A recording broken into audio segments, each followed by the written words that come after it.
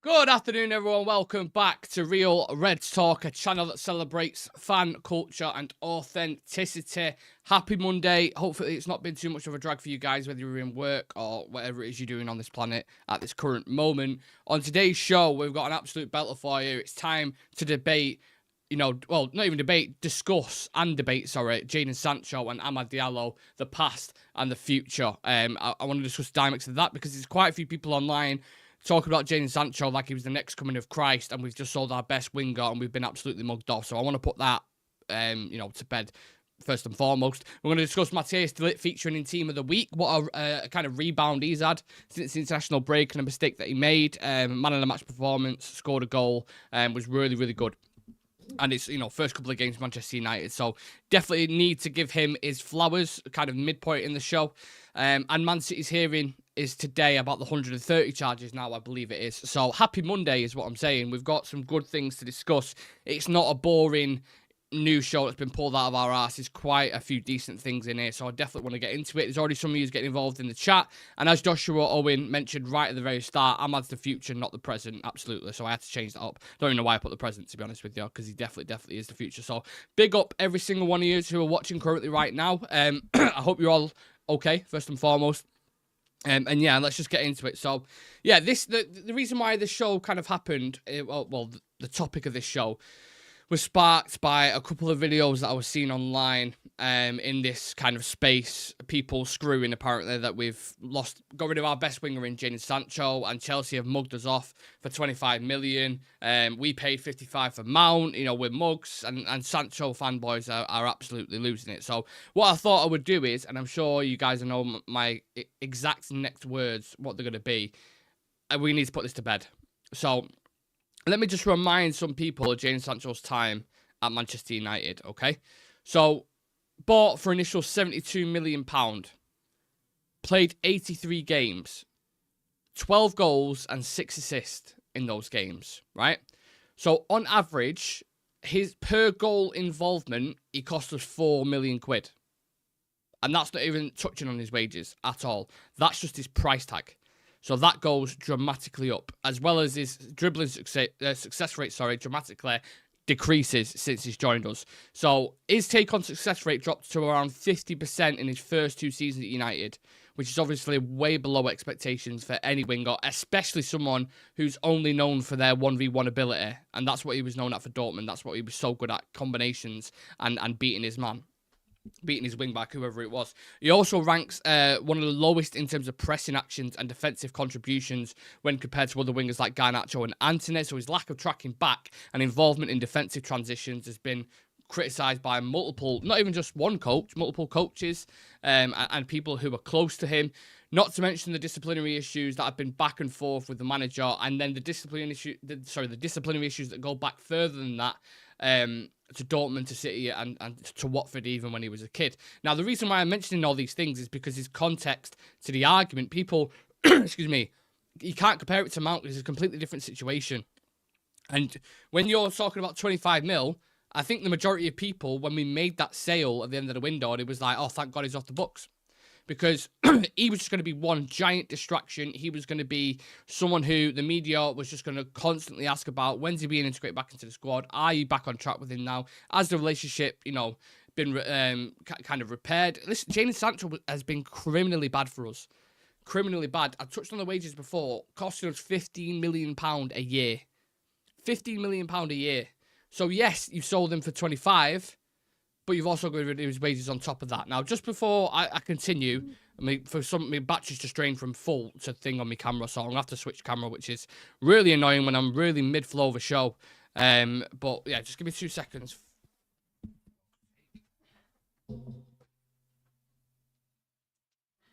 Sorry, people. Oh, that really is annoying. He's just like, I'm in the mood today. I really want to debate and get into this discussion because I know there's still some Sancho fanboys that are, 1 second. Why is it not coming up? 2 secs.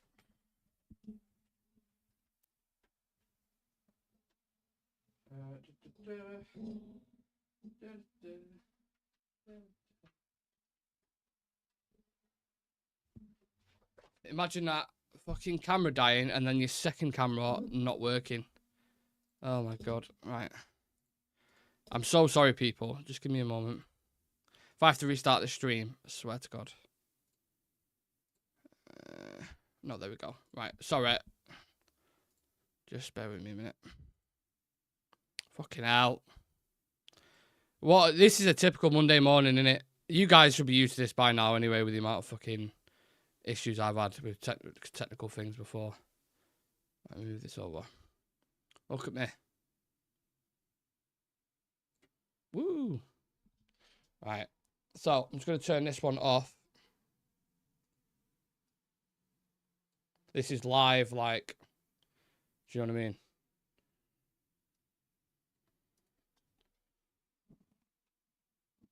That's what we're going to have to deal with for now. Apologies, people. It's not the best, but that's why it's called a secondary camera. Is there any way I can zoom out? I feel really, really zoomed in. Right, that's a bit better, isn't it? Let me just turn the lighting up. People tuning in going, oh my God, what is this guy doing? Fucking, we've been here before, people.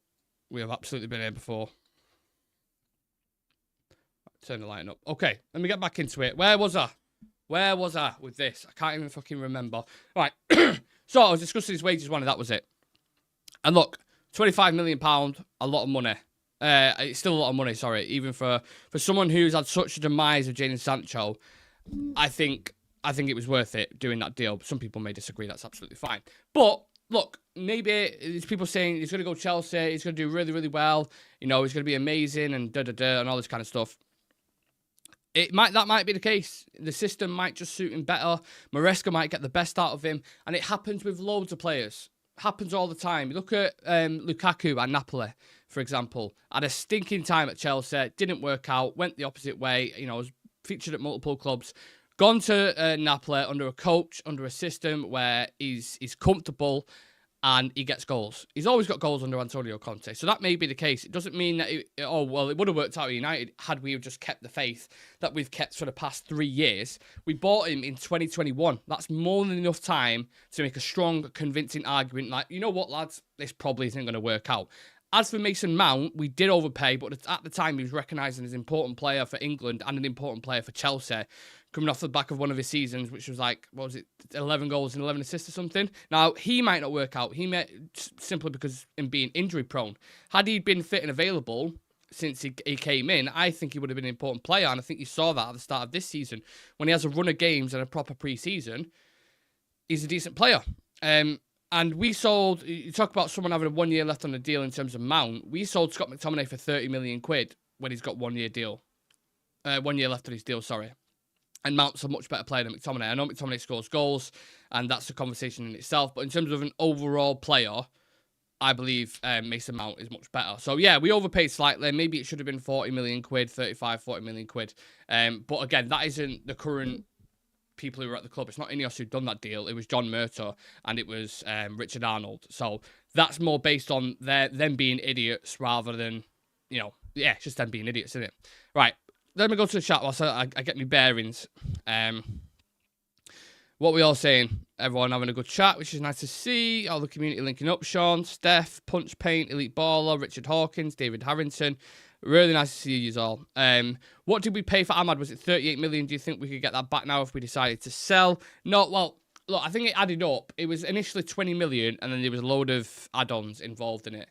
So I think it eventually went up to like 35, but I'm not sure what those specific add-ons were. I'll have to look into that. But I think, yeah, it'll end up being worth it, won't it, the way he's playing at the minute. You know, I think his ceiling's massive, and I wouldn't even think about selling him. I don't want to sell him.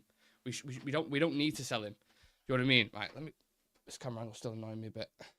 Yeah, we don't need to sell him, so I'm not too worried about that, if I'm honest. Big up everyone in the chat. Double Nick. Amad does deserve that contract. He is the future for our club, 100%. That's from Will, Man United 99. Just waiting for my chicken kebab and fries. That's Sean. Triple Y says Amad needs to start. Hopefully he becomes a coveted winger like Nani. Strip Bear says Chelsea, we got Sancho, you got Mount, fair deal. Well, yeah, look, people might look at it as a double-edged sword, sorry. Oh, I almost said something else then. But I just wanted to put that record straight because I don't understand why people are talking about Jadon Sancho like he was amazing for us, or like calling us mugs for selling him. Why we sold him to Chelsea? I don't give a shit. He weren't. I'd rather him be at any other club. If he's successful, fine. Maybe it does come back to haunt us and he gets an assist in a game against us. It was never, ever going to work out at Manchester United. And Jadon Sancho is the past. So we need to move on from that and stop talking about him because he's gone. It's done. I know these people who was like, constantly said, we should have got rid of other wingers, we should have got rid of Rashford. And look, there's a debate on Marcus Rashford. I'm open to it. But when we're talking about the future is absolutely Amad Diallo.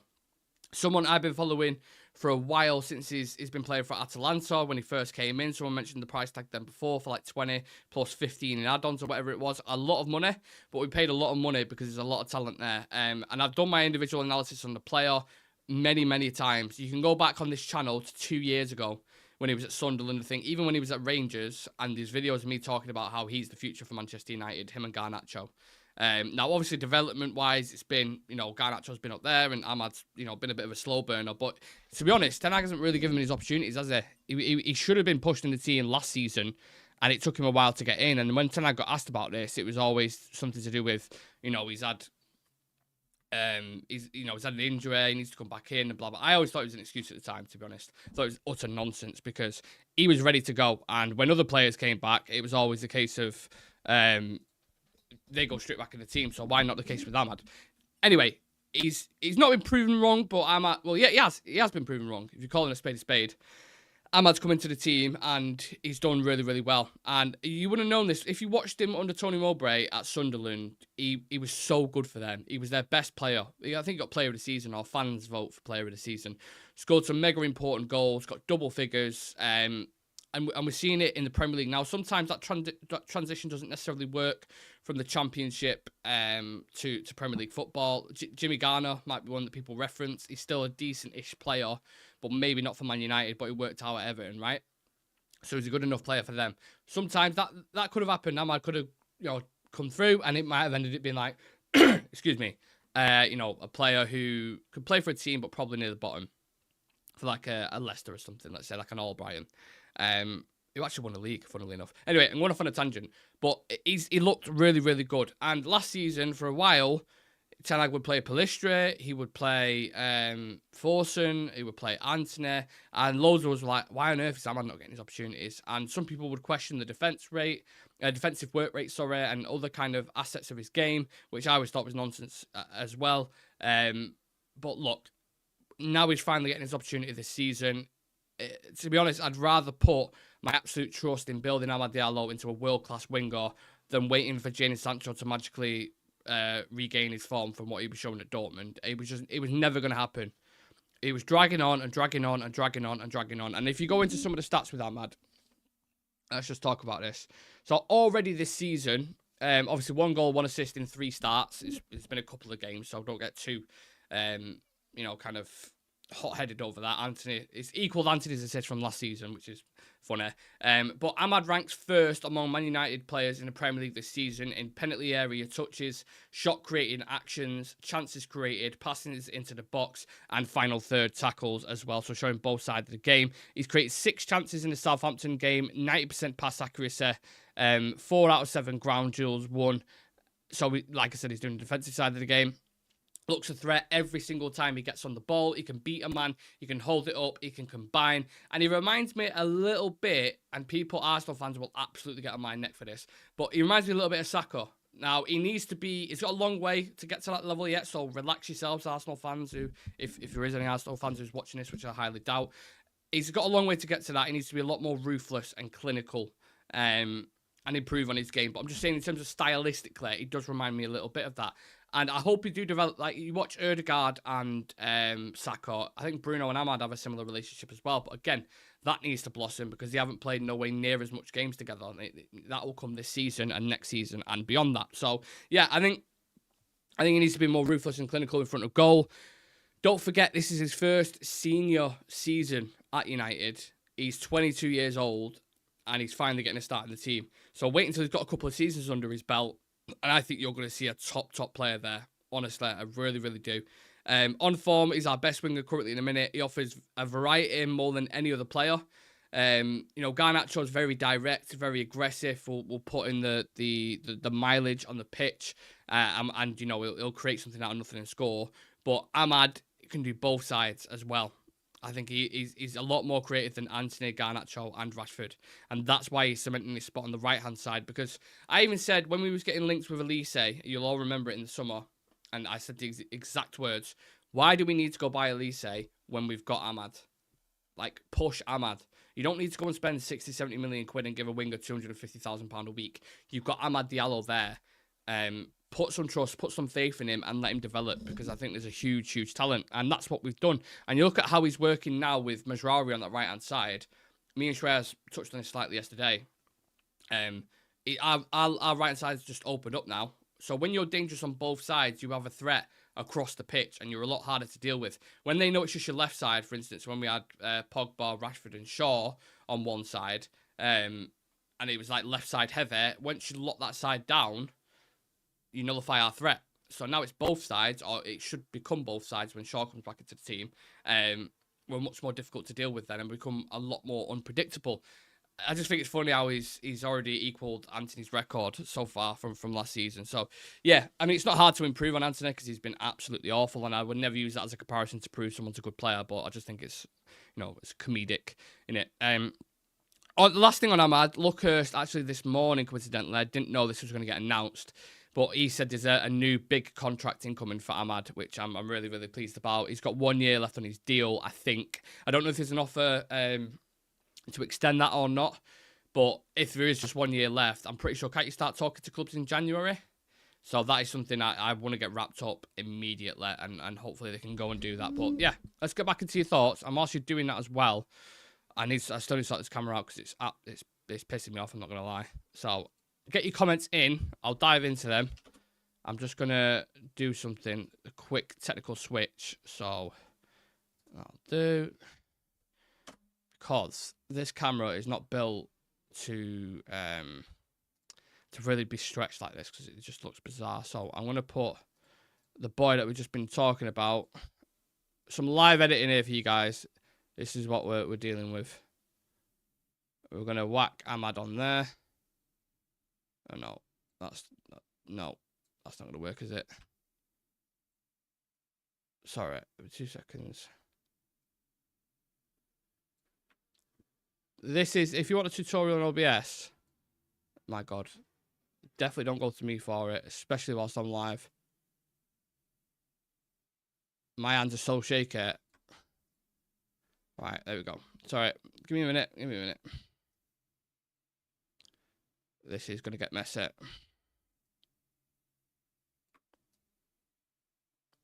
That's how it should be, really. Right,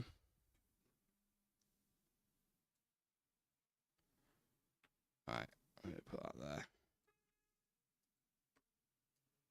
Oh, no. Oh, no. And then we could put that under there, I think. And that should be like that. It's a little bit better. I mean, I still need to move over a little bit, but right, that's a bit better. I just don't want it to be too stretched. It looks a bit mad, you know what I mean? Yeah, I'm more happy with that, but I think I need to stretch this a bit more.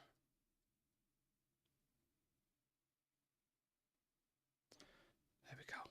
Right, that's definitely about 1 million people have just switched off and going, what the fuck is going on here? Right, I'm happy with that. Do you know what it is? Because if I just know it's there, I'm just like nitpicking, do you know what I mean? Ironically. Nitpicking, I might call it. Okay, breathe. Let's go to the comments. So people are taking the absolute piss in the comments. Right. There's so many comments. Thank you very much, by the way. Make sure you smash the like on the video. Subscribe to the channel if you like technical faults. But look, no one's perfect, are they? Everyone has flaws, and I'll take that as one of my flaws. Wonder what squad gets put out against Barnsley, then Palace next weekend. Things should be on the rise for us. Best thing this weekend, Scousers drop points. Yeah, if you want to check out our Barnsley preview, me and Sam did last night. Actually, really, really good then. There was loads in the chat.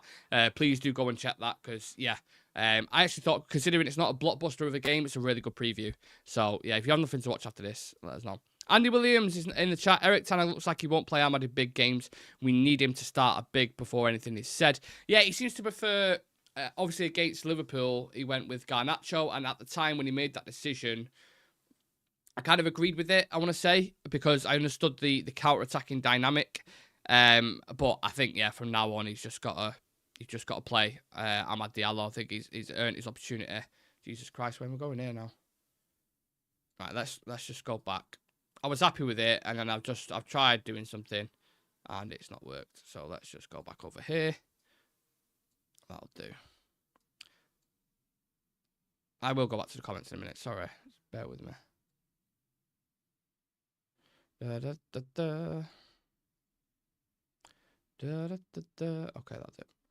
Right, what was I saying? So yeah, I agree with that, Andy Williams. Sorry. We need 35 million from Chelsea for amortization. We got that move on. I see the Stretford end arising. I see trouble on the way. Don't go out tonight unless you're red and white. I see trouble on the way. That's from Punch Paint. Thank you very much. Amad is close to being two-footed. Great player. He is. He's very ambipedal. Strip Bear says, well, with a good goal with help from Sancho, Chelsea absolutely battered the mighty Bournemouth 1-0. So many comments. I want a new contract sorted. Amad Diallo, that's from Lucky Singh. Richard Hawkins saying, give Amad the contract. You paid 65 million for him. For who? We can pay 65 million for Amad, if that's who you're on about. Lucky Singh, maybe Jack Fletcher as well. My Damned United says, hello again, everyone. Hope everyone is okay. Welcome, My Damned. Hope you're good, brother. Yeah, thank you very much, everyone, for tuning in. Let us know your thoughts on that kind of debate. Do you put absolute faith and trust in Amad Diallo becoming this world-class winger? Is he the one for us moving forward over these next couple of years? 22 years old, and the picture still isn't fucking right. Still isn't right. This is pissing me right off. I just clocked. He's like... There we go. Oh, my God. This is... If Monday has ever been a show, this is it, right? This is it. Oh, God. And I still need to move this other camera over. It's just... I'm just... I am the epitome of that Garfield image that says, I hate Mondays. I don't hate Mondays. I love being live, but... Right. That'll do. I promise this time that'll do. Yeah, who do we spend 65 million on? What are we on about? Also, Strip Bear, never seen that name before. Please do subscribe if you are new. With Mount, no, it's 55 with 5 in add-ons for Mason Mount. So, yeah. Now, sticking with the wingers, I spoke about Sancho, I spoke about Amad Diallo. I still do believe we need another one.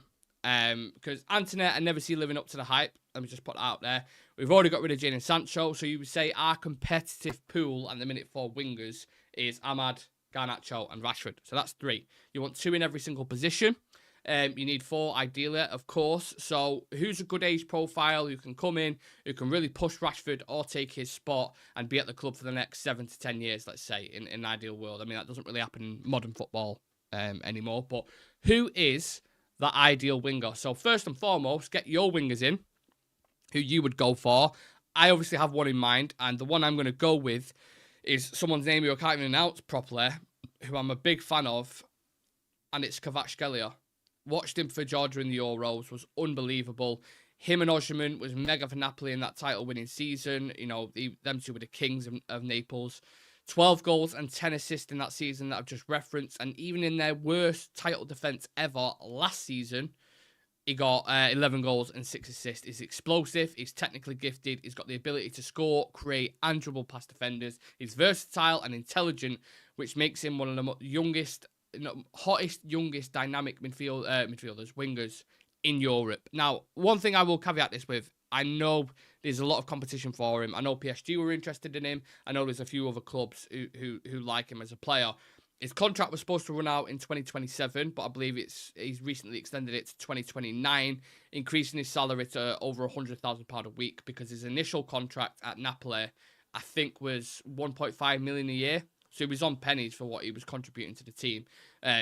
So look, it's not an overinflated contract. Look at what Osimhen was asking for example, what Saudi were offering him, and a few other clubs. I think it's not too bad. Even on his new bump, what he's been bumped up to now on, was it 120k? I think similar to what Lindelof's on. So I think bringing him in would be amazing. The only thing is, again, which I'll caveat this with, is Napoli are so hard to deal with. You look at some of the players and how much they wanted for him. Koulibaly, they was asking for over £100 million. And that's why they haven't put a release clause in Kvaratskhelia's contract, which his agent was pushing for as well. But yeah, you look at Koulibaly, they wanted over 100 million for, which I don't think they ever end up getting, did they? They end up selling for like 40 to Chelsea. Osimhen, they wanted 140 million for, ended up going out on loan to Galatasaray. Higuain, I think, sold for like 90 million, I want to say, or 80 million. You've got Jorginho, who they sold for 50 million to Chelsea. They do not sell cheap.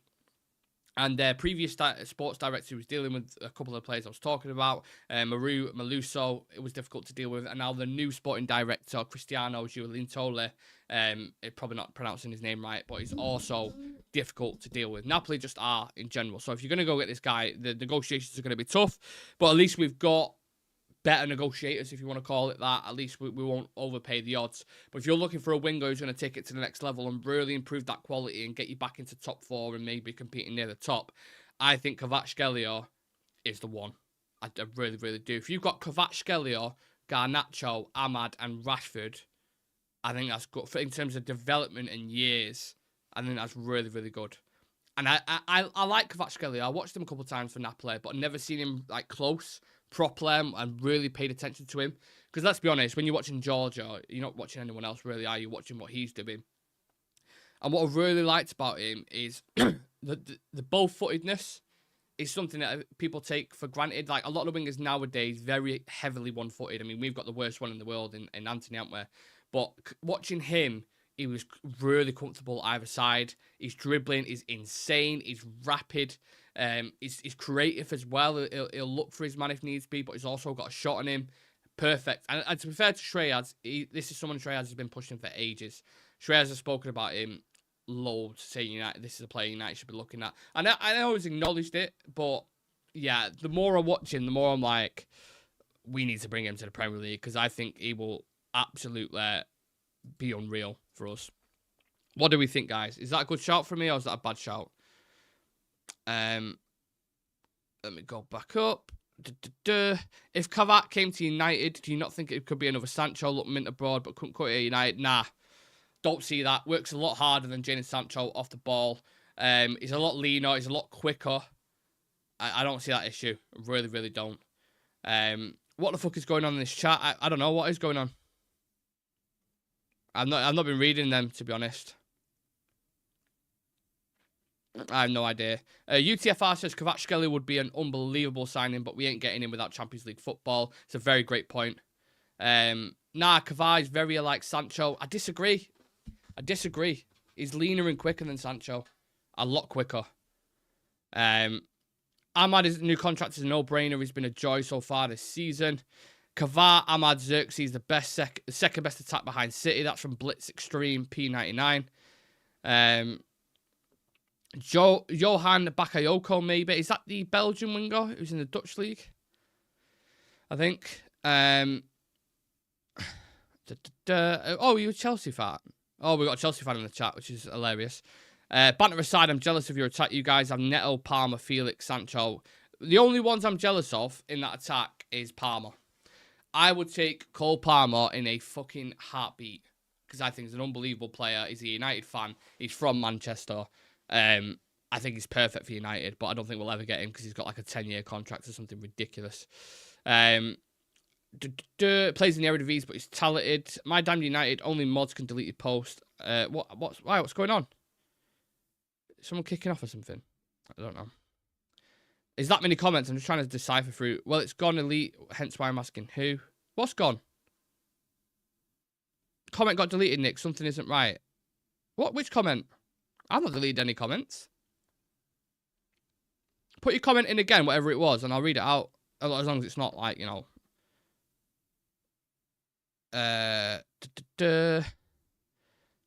Rune, the Swede from Copenhagen. Oh, but Badage, the Swede from Copenhagen who tore us a new one last season.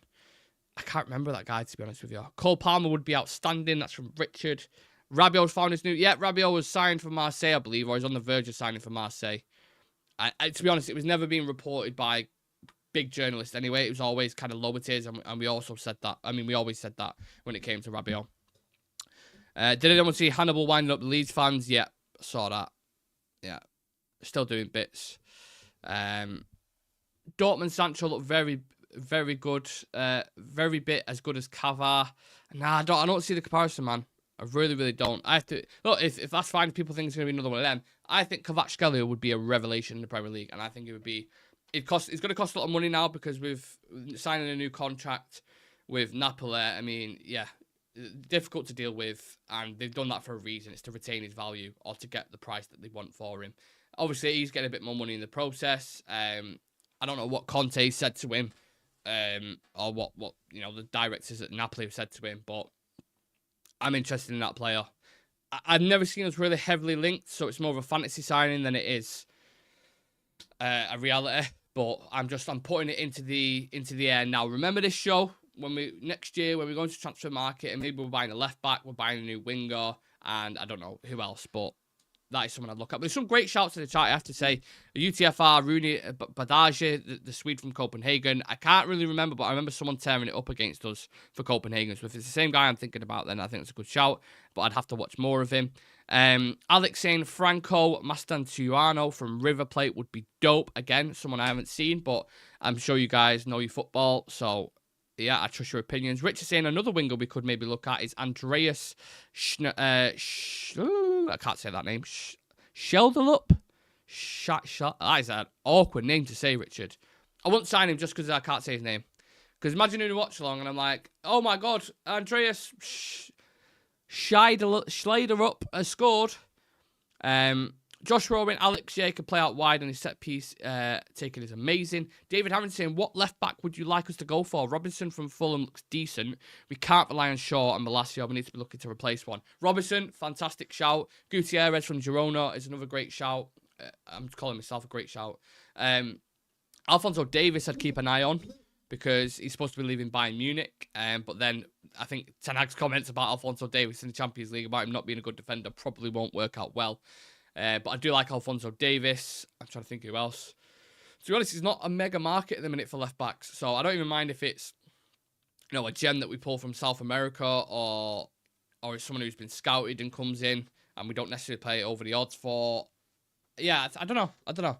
But I think you either need to really invest in someone who's starting to come into the prime years now, and you can have it someone who's, let's say, 26, well-established footballer, and can just become an instant starter, and more to the point when you're doing your scouting on left backs or whatever it is, has a fantastic injury record. That is one thing I would definitely say that we need to do.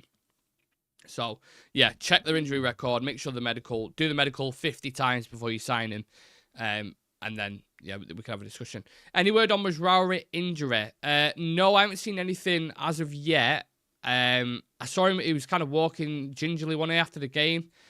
But we do have the Ten Hag press conference today at 4 o'clock, and I think me, Sam, and Shreyas are going to go live for that. So make sure you come and join us because all the updates will be on there. I think there'll be an update on Amad Diallo's contract. Potentially someone going to ask about that. Updates on Hoyle and Shaw, who are not going to be available, by the way, for the game tomorrow. So, yeah. Make sure you go check our Barnsley preview that we did because we talk about all that, me and Sam, in that show. Grimaldo, Bayer Leverkusen, UTFR when it comes to scouting. You're up there, mate. You strike me as the guy who plays Football Manager as well. I bet you play Football Manager, or you have done.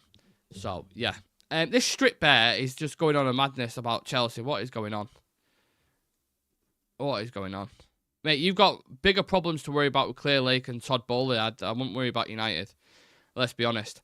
Okay, let's talk about Matthias de Ligt then, because he's been featured in Team of the Week. Take that for whatever you want, but I just think he deserves his flowers. At least, we could talk about it at least for 5 minutes, right? Because he had a really tough international break. He had a lot of criticism before he even signed for Man United, when we knew it was going to happen. Already pundits. It's, Graham Souness going, when you look at it, I can't do a Graham Souness accent, but it's like, is he any better than this player? He's another Ajax player who he's worked with is a terrible Graham Souness accent, but it's weird. It's like a soft Scottish accent, isn't it? I've played the game. I've played the game. Listen, when you've been in there, I've played the game. I give it a go, but it's not really good, is it? Yeah, we already had the pundits coming in for him before he even thinking, right? Obviously, he's been drip fed into the team, so I'm not had a real chance to assess him. I thought against Liverpool, individually, he was really, really good. Against Southampton, apart from the Kyle Walker-Peters, where he got skinned a little bit on the byline, I thought he was sensational. Really, really good. A proper defender's performance. Winning his aerial duels, winning his individual battles, the majority of them. And then scoring as well. He's a threat in the box, which people will say Maguire's that threat, but he doesn't score as often. Do you know what I mean? Or it's more about the delivery. And against Southampton, we scored 2 set pieces, right? So, happy days. But De Ligt deserves his flowers. He obviously made a mistake against Germany and the Netherlands, and people were gunning for him, especially Dutch journalists. And I think if he would have done a similar thing against Southampton or had a stinker against there, the pressure would have really turned on him, and it would have been difficult. But that will just get the weight off his back now. Scoring a goal, which centre-backs is, it's like a couple times a season that happens, unless you're Gabriel for Arsenal. Really, really happy for him. He could turn out to really... Look, early days, but for the price tag, £40 million for De Ligt. And if we get his best years out of him and he continues to perform at a high level, I'm going to be buzzing with that signing. I think him and Lissandro together could do really, really well. The only thing I would nitpick with that centre-back partnership, when I watch, like, yesterday in North London derby, you had Romero and Van der Ven, and you had Saliba and Gabriel. And one thing they have in common, the majority of them, the Van der Ven, especially in Saliba and Gabriel, physical, tall, quick, and good on the ball. Now, Lissandro and De Ligt, Lissandro's better on the ball, but they're both decent-ish on the ball. Well, Lissandro is, but De Ligt's decent on the ball. Lissandro's not tall. He's not really physical, but he makes up for it in terms of his anticipation and timing. It's pace. If you want to play with a high line and you really want to push up that pitch, I think when you come up against really quick players who are nimble, that's where we may get caught out. It's just a little nitpicking thing that I've got that I think could potentially happen. But so far, so good. Happy for him. I think he's going to continue in that back line. And think as well, when Lenny Yoro comes back into the side, who's going to start then? Because I wouldn't mind seeing De Ligt and Yoro. I wouldn't mind seeing Lissandro and Yoro and seeing that kind of dynamic. So yeah, don't forget about Lenny Yoro. Paid a lot of money for him. And I think he's going to get a good amount of game time. Okay, right. Back into the comments. I'm just wondering how it works when Lenny Yoro is fit, because what they said when they signed him, Yoro is a starter. I don't know how that dynamic's going to work, but it's good that we've got competition, right, Andy? He made 2 errors leading to a goal in both games he played for the Netherlands. It happens. You know what I mean? Like Sam says, shows the character of De Ligt to answer critics. Sancho is a skill-based player, not meant for speed. Well, the way our game is transitional and direct and proactive. So that's why Sancho didn't feature in our team. And that's why probably Maresca will get the best out of him. That's fine. If you're happy with Sancho, that's great. Never worked out at United. 12 goals, 6 assists in 80-odd games. And we paid 70 million for him. So, yeah. Keep going on about that. Right. In other news, and better news as well, I believe Manchester City's charges, or the hearing, is today. I don't know what time it is. But I'm sure it's gone up to like 130 now or something. What do we think? Let's just have, again, another conversation on this for 5 minutes. What do we think is going to happen? Now, the resolution is probably not going to be until next year. So it's not like we're going to hear today if they're going to get relegated or whatever. But just as a general, let's try not have red-tinted glasses, rose-tinted glasses, whatever you call it. Let's try have a genuine opinion. What do you guys think is going to happen to Man City? Do you think they will get relegated? Do you think they'll just pay a fine? Do you think it'll be heavier than that? Do you think they'll get completely kicked out and drop down to League 2? What happens with Pep? What happens with all the players? How do we see this playing out? Because I think, if I know you guys, I think I know what you're going to go with. But we'll see.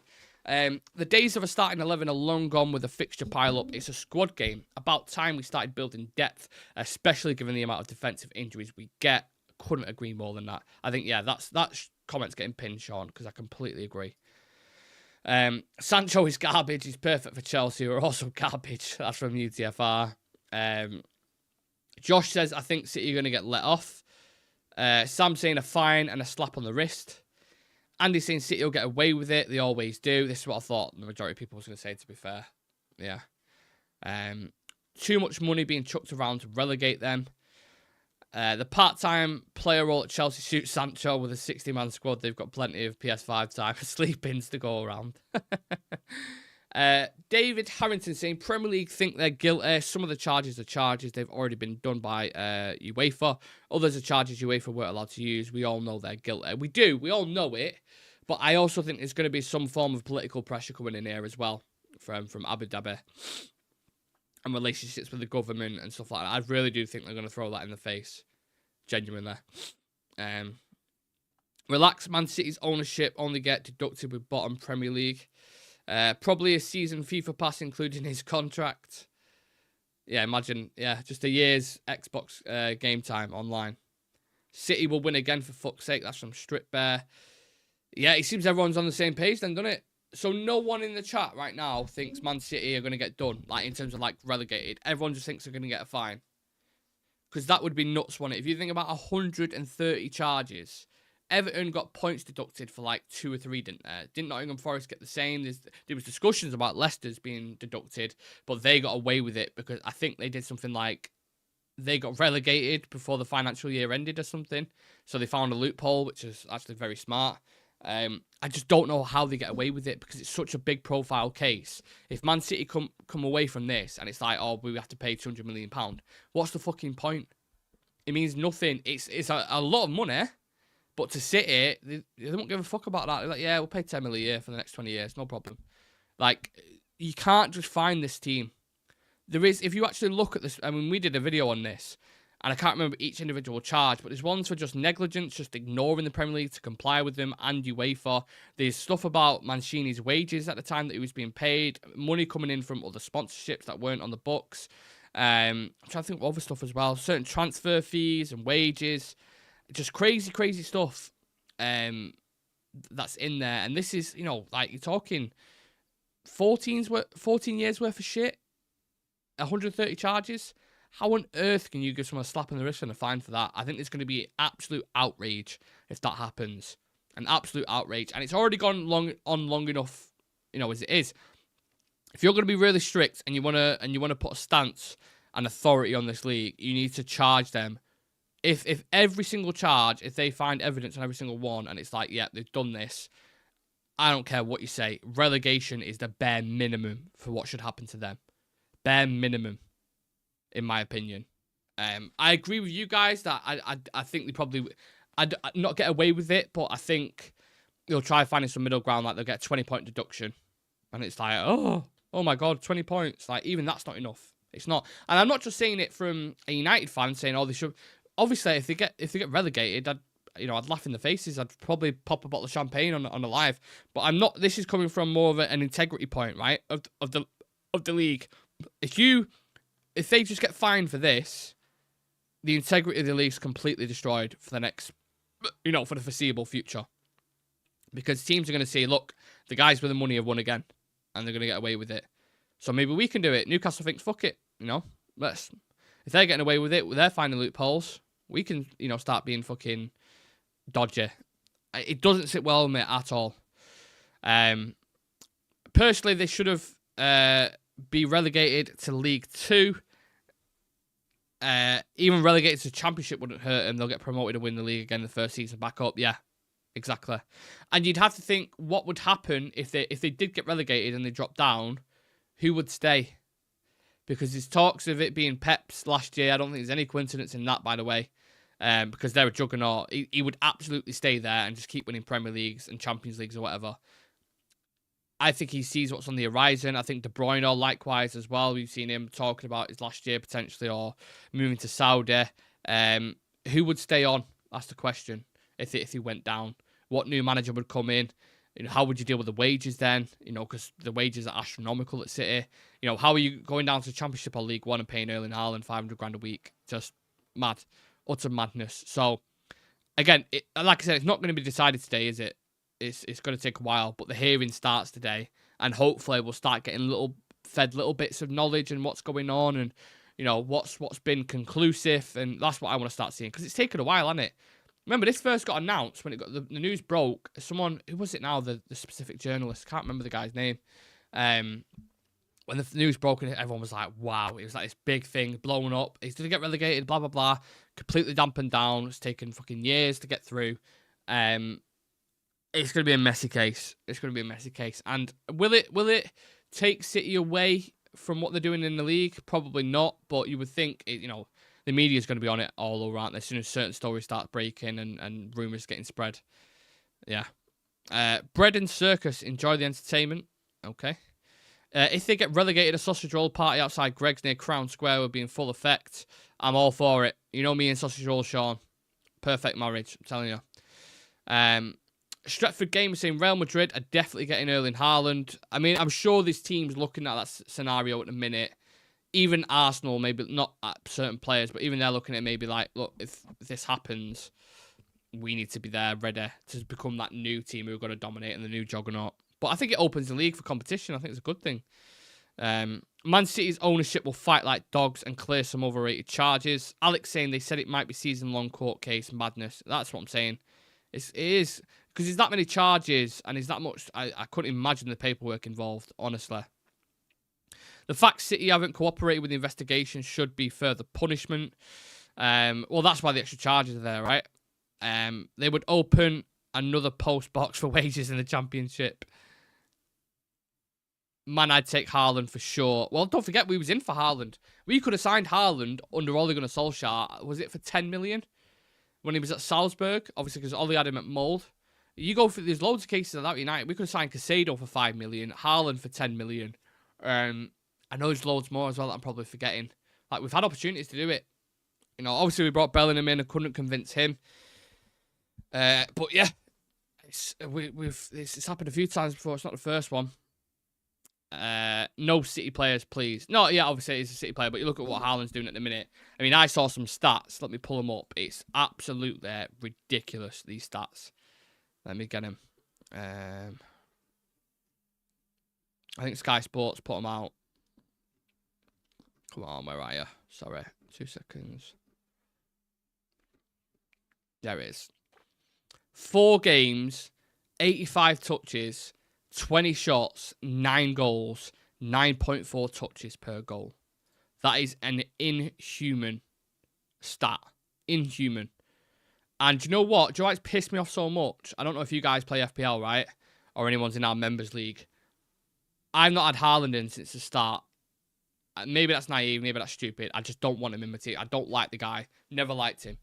And all my mates have had him captain for the past couple of weeks, and they've all got 50 points a week.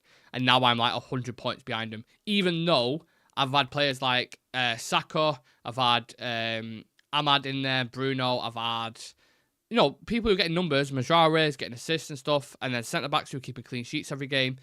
And just because they've had Haaland captain, it's just killed me off. It's pissed me off, if I'm being honest. If City get relegated but won the Champions League this year, they'd be in the Champs League and the Championship. There's so many crazy scenarios, David. Honestly, so many crazy ones. The Bread and Circuses comment is basically saying certain people like to keep you distracted with sports while they fuck our lives up behind the scenes. It's what the Roman Empire did to control you. Ah, right, okay. Interesting. Yeah. The Bread and Circus... Yeah, I've never heard of that before. You learn something new every day. Right, let's see if there's any more news breaking just whilst we're live in a minute, because I don't want to miss anything. Just stuff about Amad's new contract, which I hope I really hope they sort out. Yeah. Just a stat going up there. Players who have scored for a club in 10 different Premier League campaigns. Rooney, Scholes, Giggs, Keane, Rashford is a part of that now. I hope he kicks on, though. I don't just want one goal and then he goes quiet for the next 4 weeks. Yeah, if United have not agreed a new deal with Amad before the new year, then they will trigger the 1-year extension to prevent Amad's representatives from negotiating a pre-contract with an overseas club in the January window. Ah, that's good then. So they've got an extension, a 1-year extension. That's fine. So I was saying you need to be rushing about if he hasn't. Random guy, the vibes are much better after a win. Lovely. Yes, listen, football for some people. Some people don't give a shit about it. Doesn't affect the day. They don't care about the sports. They think it's the worst thing on the planet. I have the total opposite view of that. I look forward to football every single weekend. I watch every single game, or as many games as I can. I love football. I could just sit there for 3 hours and I'm happy as fuck just watching a game. And when it's United and when we win and when it's an early kickoff against Southampton and we've been in bad form and we win a game, the weekend, because everything becomes like, you know, in your head you've got the soundtrack of I see trees of green, red roses too. I see them, me and you. Even walking to the shop, I'm just like, and I think to myself, what a wonderful world. And then like the shopkeeper behind the tills looking at me thinking, oh, this guy's a fucking weirdo. But that's the difference that it can make football if you win a game. And now we've got a good run of games for United. And Liverpool lose as well, which is always, it's like a double, you know what I mean? It's like, bang, Liverpool lose, United win. Great. Tottenham are still shit. Weekend. Happy. Good vibes. So absolutely random guy. Thank you for the super chat, by the way. You are absolutely correct. The vibes are good. And you go and beat Barnsley, you go and beat Palace and get redemption away. You beat FC Twente and you beat Spurs, and suddenly everyone's talking about Manchester United in a completely different light, aren't they? That's football. Football is fickle. Football can flip. 1 week, you know, it's the worst thing in the world. Ten Hag's going to get sacked. We need a new manager. The next week, oh, finally, we're playing better. Things look good. I can see progression. New players getting contracts, blah, blah, blah. That is just football in a fucking nutshell. It really is. Man U win, Liverpool lose on the same game week. Peace at last. Yeah, we'll just end the season here. I'm all right with that. Liverpool lost to Forest. Arne Slot, you know, honeymoon is over. Don't you look like Varys, by the way, from Game of Thrones? Arne Slot. Let me show you and get a comparison. Arne Slot. Anyone seen Game of Thrones? Sam won't know this because he hasn't watched Game of Thrones. This comparison made me laugh so much, by the way. Right, let me put this on the screen. Fucking hilarious. You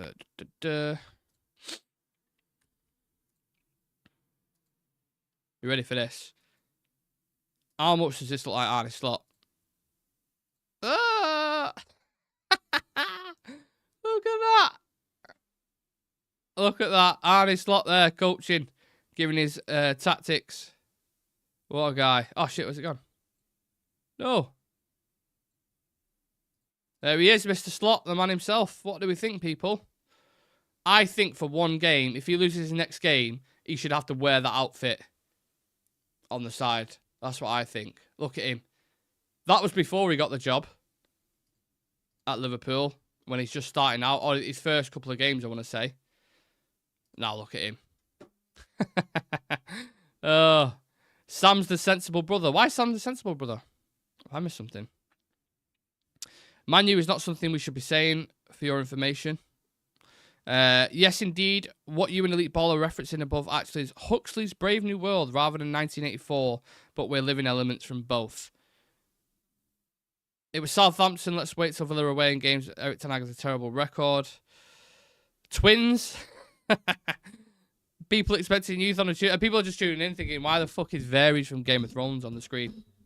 Welcome to Real Red Talk, everyone. Hit that subscribe button. We're on 6,881 subs. 19 away from 6,900. So if you are new and you enjoy the chat and you enjoy the community and you enjoy the content, please do hit that subscribe button and check out. I'm going to put the preview we did for the Barnsley game because legit, it was really, really good. So I'm going to take Varys off the screen just because that was just a little joke. We'll pop Amad back on. And I shall get, if you bear with me a minute, post the lick. I'm not going to post the lick in the chat. I was supposed to lick in the chat. Put the lick in the chat. Put up the whole down shit. I'm going to get lazy. Where is it? Oh, it's there. Sorry. Just for anyone who hasn't seen it, it is there. Richard, I will have no slander on Game of Thrones, mate. Game of Thrones is the greatest show ever created. I'm not going to have it from anyone else that there is a better show than Game of Thrones, because there simply isn't. And I'm just not going to take any suggestions. I've never watched Game of Thrones either. More of the Wire or Breaking Bad guy. Oh my God. That's what I mean. Like, listen. If you watch quite a lot of series and you have a certain opinion, that's fine. You cannot form an opinion about Game of Thrones if you have not watched it. I'm sorry. I wouldn't do it about The Wire because I haven't seen The Wire. That'd be like me trying to break it down and say it's shit. Because I haven't seen it, so I can't give an opinion on it. Game of Thrones, I have watched probably 6 or 7 times over, season in, season out, and it is one of the best. One of the best. The ending, I agree, is not great. The last season isn't amazing, but some of the episodes in that, the Red Wedding is unbelievable. Hard Home is unbelievable. Battle of the Bastards is unbelievable. Some of the best TV you'll ever watch. So I'm not having no slander. You can all get to bed. Like Alex says, tits and dragons. What more do you want, man? What more do you want? Now You Waffling got shite ending. Nope. Yeah, it has got a shite ending. But it doesn't mean it's a bad show. Don't Talk Nonsense. Watch The Blacklist. Never seen The Blacklist. Never seen The Blacklist. Wow, I didn't realise there was so many Game of Thrones haters in the chat. What is going on? Would you swap Mainu for Bellingham? Random, come on. Don't hate me with those hard questions, please. I don't want to be answered. I really don't. I'll answer it because you've asked it.